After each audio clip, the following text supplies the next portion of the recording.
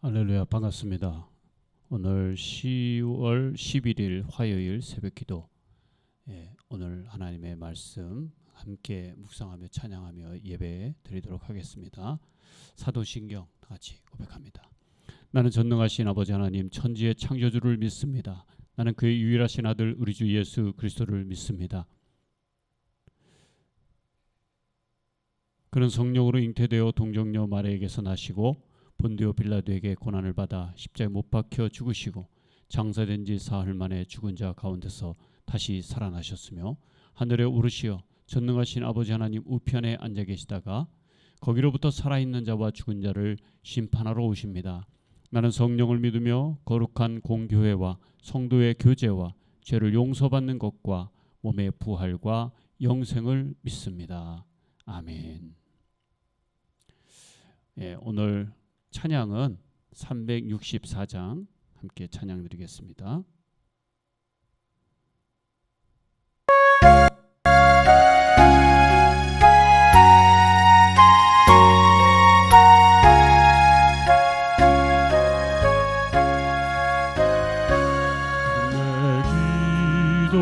기도하는 그 시간 그때가 가장 즐겁다. 이 세상 근심 걱정에 얽매인 나를 부르사 내 진정 소원 주 앞에 난 낯이 바로 아래요.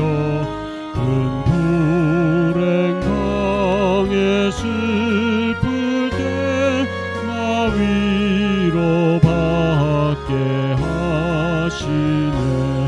내 기도하는 그 시간 내게는 가장 귀하다.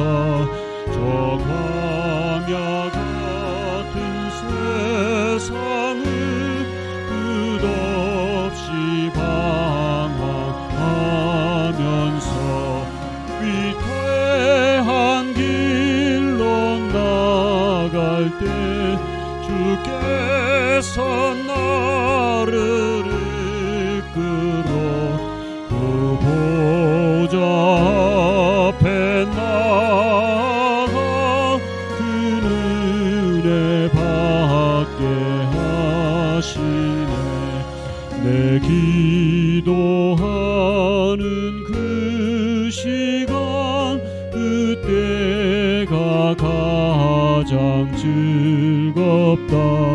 이때껏 지은 금죄로 내 마음 심히 아파도 참 마음으로 뉘우쳐 다 숨김없이 아뢰며 주 나를 위해 복 주사 새 은혜 부어주시네. 내 기도하는 그 시간 그때가 가장 주 세상에서 일찍이 저 요란한 곳 피하여 빈들에서 나 산에서 온 밤을 세워 지내사 주 예수 진이 기도로 근본을 보여주셨네.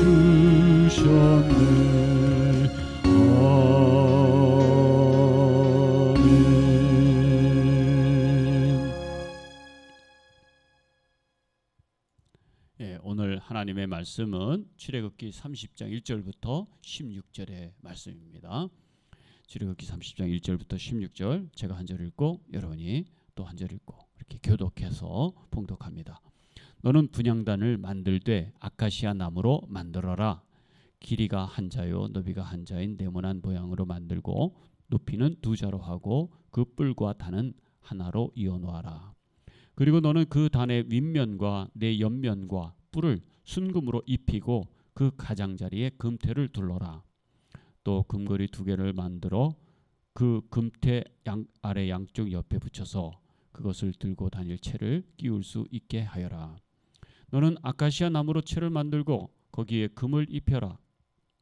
너는 분향단을 증거계 앞 곧 증거판을 덮고 있는 속죄판 앞 휘장 정면에 놓아두어라. 거기 그 속죄판에서 내가 너를 만날 것이다.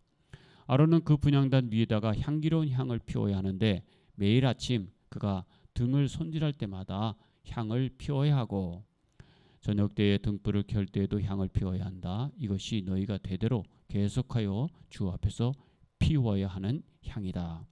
그 위에다가 다른 이상한 향을 피워서도 안 되고 번제물이나 곡식 제물을 올려서도 안 되고 그 위에다 부어드리는 제물을 부어서도 안 된다. 아론은 분향단 뿔에 한 해에 한 번씩 속죄 예식을 하여야 하고 한 해에 한 번씩 속죄 피를 발라서 분향단을 속죄하여야 한다. 너희는 대대로 이와 같이 하여라. 이것은 주에게 가장 거룩한 것이다. 주님께서 모세에게 말씀하셨다. 네가 이스라엘 자손의 수를 세어 인구를 조사할 때에 그들은 각자 자기 목숨값으로 속전을 주어 속전을 주에게 바쳐야 한다. 그래야만 인구를 조사할 때에 그들에게 재앙이 미치지 않을 것이다. 인구 조사를 받는 사람은 누구나 성소의 세겔로 반 세겔을 내야 한다. 한 세겔은 20게라이다. 이 반 세겔은 주에게 올리는 예물이다. 20살이 넘은 자는 곧 인구 조사를 받는 사람은 누구나 다 주에게 이 예물을 바쳐야 한다. 너희가 목숨값으로 속전을 주에게 올리는 예물은 반세겔이다. 부자라고 해서 이보다 더 많이 내거나 가난한 사람이라고 해서 이보다 덜 내는 일이 없도록 하여라. 너는 이스라엘 자손에게서 속전을 받아 회막 비용으로 쓸 수 있게 내주어라. 나 주는 이것을 너희 목숨값의 속전으로 여기고 너희 이스라엘 자손을 기억하여서 지켜줄 것이다. 아멘. 네, 오늘은 분향단과 속전이라고 그 다음에 이제 물두멍도 나오거든요. 오늘은 분향단과 속전세에 대한 그런 말씀을 통해서 하나님은 어떤 분이신가 하는 것들 같이 한번 보도록 하겠습니다. 자, 이게 이제 분향단입니다. 이 분향단의 위치는요, 여기 있는 거죠. 자, 이 지성소에 법궤가 있고 성소에는 이제 분향단이 있는데 분향단이 바로 이 휘장 앞에 가운데에 두도록 했습니다. 그렇죠? 그 모양이 아까 이렇게 여러분 보시면 이렇게 돼 있는데 이제 이게 정사각형이 되어지고 여기 이제 한 규빗 한 50cm 정도 됩니다. 그 다음에 요게 이제 한 2규빗이니까 한 1m 정도 되고요. 그렇게 해서 채를 만들고 이게 전부 다 이제 밑에 바닥을 뺀 나머지는 다 금으로 두르게 했습니다. 자, 이 금으로 둘렸다고 하는 것은 하나님의 속성은 변치 않는다 하는 그 의미가 있고요. 계시록에 보면은 하나님께 이 향불을 켜는데 그것이 기도다라는 말씀이 나옵니다. 그러니까 이 향이라고 하는 것은 하나님께 올려드리는 기도 같은 것이죠. 이것을 했는데 이것을 하나님께 늘 피웠었는데 오늘 말씀해 보시면은 이제 이건 아카시아 나무로 만들고 그 다음에 네모난 모양으로 높이 2자 그 다음에 뿔과 단은 하나로 이어놨다. 그 다음에 뿔은 순금으로 입혔다. 금태를 둘렀다. 양쪽 옆에 다닐 수 있게 채를 만들었고 아카시아 나무로 채를 만들고 거기다 금을 입혔다. 이제 6절에 보면 하나님께서 굉장히 중요한 말씀을 하시죠. 6절에 바로 이게 너는 분향단을 증거계 앞 곧 증거판을 덮고 있는 속죄판 앞 휘장 정면에 놓아두어라. 거기 그 속죄판에서 내가 너를 만날 것이다. 이렇게 하는데 이것을 언제 피우느냐? 향기로운 향을 거기다가 피워야 되는데 매일 아침 제사장이 손질할 때마다 향을 피웠습니다. 그렇죠. 그 다음에 저녁에 등불 켤 때도 향을 피워야 돼요. 아침 저녁으로 피웠죠. 어제 상번제도 아침에 양 한 마리, 저녁에 양 한 마리. 그래서 아침에 드리는 양은 그 전날에 있는 죄를 속죄받고 저녁에 드리는 양을 통해서는 오늘 지었던 여러 가지 죄를 하나님께 속죄받는 그런 의미였다고 한다면, 이 제사장은 아침에도 향불을 피우고 저녁에도 향불을 피워서 하나님께 올려드리는데 이것을 꺼트리지 말아야 했던 것이죠.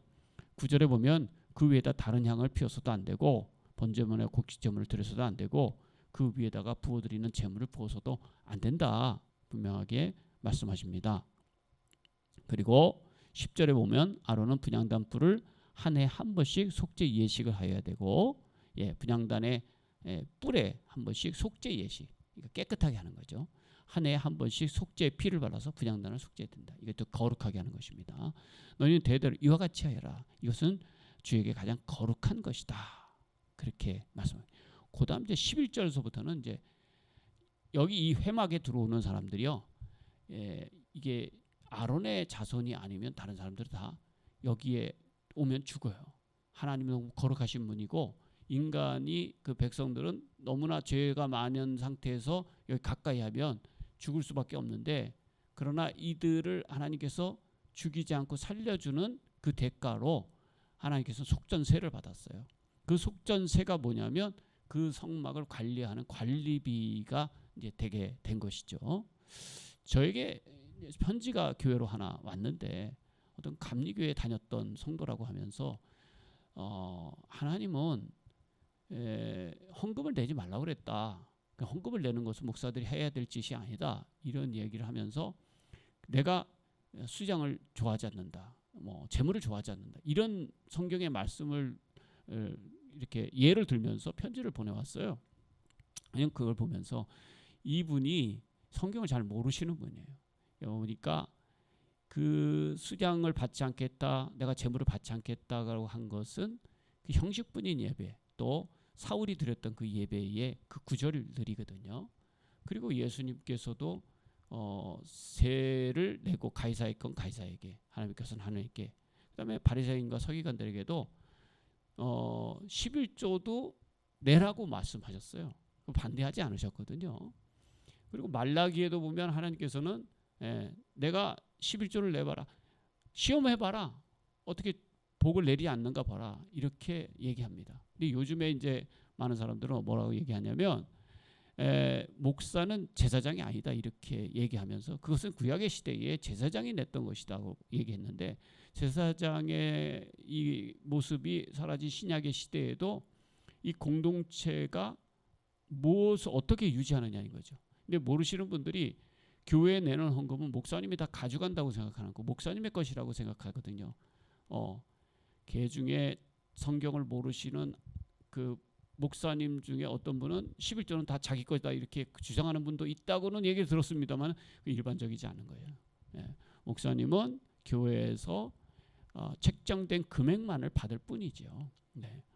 그렇게 해서 목사님도 헌금을 내고, 목사님도 똑같이 11조를 다 합니다. 다 하고 이렇게 하고 그 중에서 목사님의 사례비 부분을, 책정된 부분만 받고 생활하는 것뿐이에요. 목사님들이 저희 감리교회 같으면은 목사가 되기까지 한 10년 정도 가까이 걸리는데요. 대학원 다 나오고 공부 많이 했는데 이분들이 이 최저 생계비도 못 받고 교회에서 봉사하시는 분들 엄청 많아요. 그러니까 이 성도님들의 이 10의 1조가 복음을 전하는데 목사님들에게도 이 생활비도 드리겠지만 교회가 굴러가는 여러 가지 일들, 또 전도하는 일들, 그 외 뭐 부속된 여러 가지 일들이 다 필요한 거거든요. 구약 시대 성전은 어떻게 만들었느냐? 다 헌물을 통해서 만들었어요. 그러니까 이것이 굉장히 하나님께서 원하시는 것은 왜 하나님께서 우리들에게 받아야만 성전을 지을 수 있는 분은 아니시거든요. 우리들의 그 백성들, 하나님 자녀들의 하나된 모습, 헌신의 모습을 기뻐하시는 거예요. 예, 우리도 그런 모습을 하나님께 보여주는 것이죠. 그러면서 이제 인구를 세면서 20세 이상이 되는 사람들에게만 그렇게 속전세, 그러니까 자기의 그 죽음을 보지 않는 대가의 세를 냈는데, 성소의 인구 조사를 통해서 성소 세겔로 반세겔을 내야 됐고, 한 세겔은 20게라다. 반세겔은 주에게 올리는 예물이다. 이렇게 말씀하고 있는 것입니다. 그래서 인구 조사는 다윗이 사실 인구 조사 자체가 나쁜 것은 아니고요. 인구 조사하는 목적이 다윗이 아마 자기의 그 힘을 과시하는 데 썼기 때문에 하나님께 징계를 받았던 것이고, 원래 인구 조사를 하는 것은 이것은 하나님께서 예비하신 것이고, 또 하나님의 공의와 사랑을 준비하시기 위한 하나의 방법으로 그렇게 하신 것이다. 요즘에 교회들이 교회가 몇 명이 나오느냐, 얼마의 결산을 내느냐, 사실 이거보다 중요한 것은 어떻게 하나님께 헌신하며 하나님의 사랑을 실천하며 사느냐가 중요한 거죠.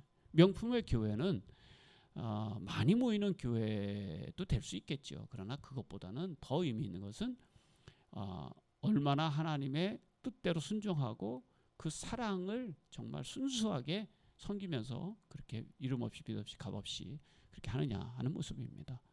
그리고 이 성막의 이것을 통해서 우리는 하나님의 깊은 뜻을 알게 되는 것이죠. 예. 나는 너희들에게 있어서 항상 최선의 경배를 받기를 원한다. 그리고 너희와 항상 함께 이야기하길 원해. 이 사인을 주고 있는 거죠. 향단이 끊이지 말라는 얘기는 항상 나에게 집중하고 나를 너희들이 잊지 말아달라. 그러면 나도 너희들 잊지 않겠다 하는 그런 사인을 보내시는 거죠. 그 성막은 여러 가지로 돼 있지만 오늘 여러분들이 본 이 분향단은 이동할 수 있는 분향단이잖아요. 그러면 하나님은 한 곳에 계신 분이 아니라 그들과 함께 동거하고 거하신다는 거예요. 이걸 들고 다닌다는 것은 이동할 수 있다는 이야기고, 하나님은 너희들이 가는 곳에 나도 가겠다. 그 너희들의 정성과 그 너희들이 야영했을 때, 텐트를 쳤을 때 거기 가운데에 나 주가 항상 함께 있겠다. 너희들이 이 향불을 키우면서 너희의 그 예배, 너희의 기도, 너희의 그 찬양, 이런 것들을 항상 나는 기다린다라고 말씀하고 계시는 것이죠. 여러분, 우리가 아침에는 새벽 기도하고 저녁에는 성경을 한번 묵상하고 읽고 쓰고 하면 얼마나 좋을까요? 네. 여러분들이 바빠도 날마다 이것을 꺼지지 말고 빠뜨리지 말고 해야 할 줄도 믿습니다. 그래서 반복되는 그런 단조로운 일상이 얼마나 중요한가 하는 것, 내가 거기서 너를 만나겠다 이렇게 말씀하셨다고 했죠. 네. 하나님은 그런 우리들의 일상생활 속에서 우리가 기도하고 우리가 하나님께 묵상하고 우리가 하나님께 예배하고 하는 것 너무너무 기뻐하시면서 그 사람들을 만나서 하나님께서 복을 주시기를 원하시는 것입니다. 오늘 이 성막에 세세한 하나님의 사랑이 얼마나 사람들에게 잘 미치고 있는가 하는 것들을 우리가 보시면서, 하나님은 우리에게 벌을 주시려고 하시는 분이 아니라 어떻게 죄인을 사랑하시고 어떻게 그들을 인도하시고 함께 동고동락하며 기쁨을 누릴 것인가, 여기에 주님은 더 관심이 많으시다는 사실을 여러분 꼭 기억하시고, 그런 하나님의 준비된 큰 복들을 우리가 날마다 기도하고 예배하고 묵상하는 그런 삶 속에서 우리의 이 세상에서의 삶이 하나님이 주시는 은혜와 지혜와 복을 가지고 우리가 승리하며 아마 살 수 있을 줄로 믿습니다. 여러분들 그렇게 순종하며 기쁨으로 이것을 매일 반복해서 성실하게 준행해 나가시기를 축복합니다. 기도하겠습니다. 하나님, 주님을 만날 수 있는 길을 열어놓으시고 마다하지 않으시고 우리들의 그 죄인된 모습들에게 벌을 내리시는 것이 아니라 그 모든 것들을 다 감싸 안으시면서 우리를 품어주시는 하나님의 사랑을 이 성막과 또 분향단 그리고 속전세를 통해서 다시 한번 깨닫습니다.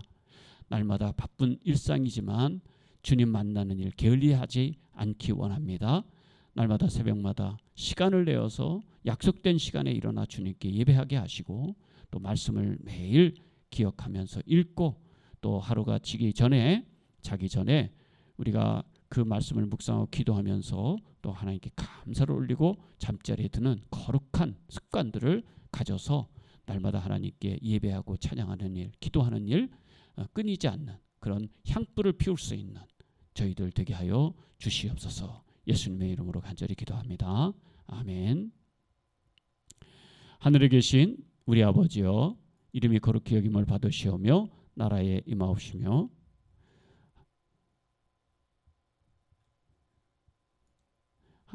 아버지의 뜻이 하늘에서와 같이 땅에서도 이루어지게 하소서.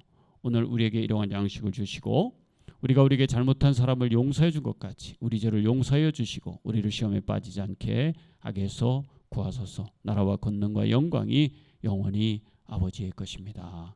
아멘. 오늘도 이 말씀을 기억하면서 여러분들 오늘도 힘차게 하나님께 기도하고 향불을 하나님께 올려드리면서 그렇게 축복된 하루가 되시기를 바랍니다.